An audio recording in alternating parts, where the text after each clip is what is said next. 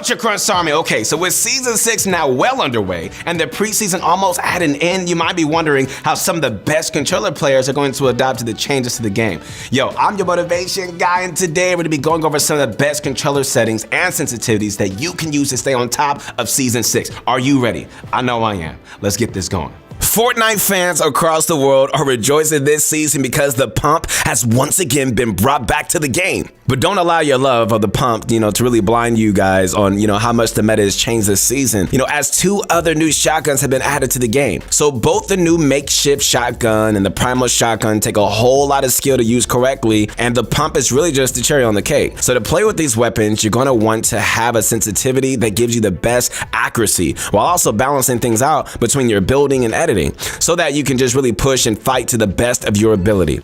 All right, so the most optimal sensitivity would be a low to medium look and ADS sensitivity, and the medium to high edit and build sensitivity. So editing and building quicker than your opponent is crucial in a fight. I'm sure you already know that.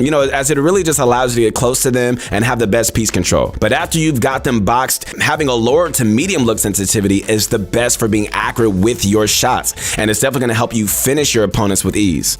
So a great way to start finding the best settings for you would be to check out the controller player that you would most likely want to play like, and just really copy their settings. And that way, you're already going to have some of the most optimal settings to play in Season 6, and then you can just fine tune them yourself to eventually reach something that's just better for you. So we've created our own set of controller settings that have been combined from multiple top tier pros and configured for success. So these are settings that have been tailored for players who use the linear mode, which is what 70% of controller pros and players in general use like right now. Linear is the mode that you want to use when you're up close and personal with another player, considering the new shotgun makeshift and primal meta that we're in right now. So most of your fights are going to be happening up close in this patch. Most players agree that mechanics and shotgun aim is like way better on the linear input curve and is the key to success in competitive modes. Mechanics like ADSing and shotgun aim are way easier to control in linear and are just very important this season. However, many also argue that exponential is just as good, especially with some of the best controller pros, Reed and Unknown, using it as their input curve. Exponential is just way harder to control, especially in a solo game mode where you have to rely on really hitting your shots and really never messing up a build or edit. So for now, make sure to stay on linear and just practice with your sensitivity so you feel like you're ready. If you're still struggling on linear, okay, make sure to head over to ProGuides.com, where our VOD review system will help you find out exactly where you're going wrong so you can just really improve fast. So there are a whole bunch of options when it comes to settings of Fortnite for controller players. So it's understandable if you're still wondering what each one is actually really used for. Well, we got the answers, all right? All right, so guys, first up, controller auto run and build immediately are two settings that you need to have on. They allow you to always sprint when fighting. They really help you place your builds instantly, and edit hold time should always be on the lowest, so you can just edit and build in perfect synchronization. So keep vibration off, as it may be hectic in an in-game or intense fights. Your edit and build multipliers make your sensitivity faster by the amount that you set it to, and should always be around 2.0, as it allows you to change your speed with ease. All right, guys, up next, you should turn on advanced settings. These help you narrow your sensitivity down to the exact percentage. Change your look vertical and horizontal speed to around 40 to 50% and keep every other setting off in the look sensitivity section, all right? As it really tampers with your accuracy. Look sensitivity is how fast you can move your character around, and really is the most important setting for having an accurate level of aim. This is something that I had to work with for a long time, and for me personally, it was so annoying. It was so annoying until I got this down. So definitely get this to where it's comfortable for you. ADS setting, which means aim down sights, helps with AR, SMG, and scoped weapon aim. So keep the look horizontal and vertical speeds at around 6 to 15%, as lower ADS sensitivity rewards huge damage. Never use any boost, as they just add acceleration when aiming and will almost always throw your aim off. You don't want that to happen. Right after that is look dampening time, which should also remain at 0. Keep your look input curve on linear, since every single setting corresponds perfectly with linear mode.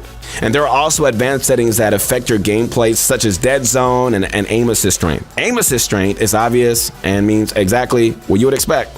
Always keep your aim assist strength on 100%. Anything under than this, then you're not going to be really winning too many games.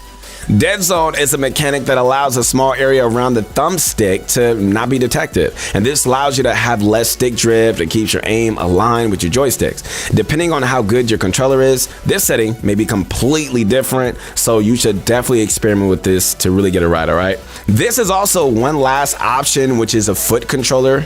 You know, if you don't use a foot controller, which 99% of Fortnite players really don't, then keep every setting disabled in the foot controller section. All right, so guys, for our question of the day, I want to ask you this, all right? Do you use linear or exponential? Are you a closer range master, you know, deleting your enemies with shotguns on the linear aim curve, or do you just, you know, beam from far away with exponential? Let us know down below, and we'll definitely be reading them. All right, so if you want to be an optimal controller player, then paying attention to the binds that you're using is one of the most important factors that will impact how quickly and how efficiently that you can actually play. All right, for example, every single controller pro switched over to Builder Pro years ago. And if you haven't, then we recommend that you guys do it as fast as possible, like right now. Yeah, like literally like right now.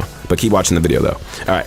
Builder Pro allows you to place every piece with the tap of a single bind, giving you the most control over your gameplay. Choosing binds for controller is pretty simple, and for the most part, even the default settings can be considered optimal for competitive gameplay. Many pros play on default settings with little to no changes, but instead have just modded controllers that really give them full control while playing. And if you can spend money on pro controllers such as like the Scuff Impact or Xbox Elite, it's definitely worth your wallet. These controllers come with almost full customizations and have 4 paddles in the back of the controller.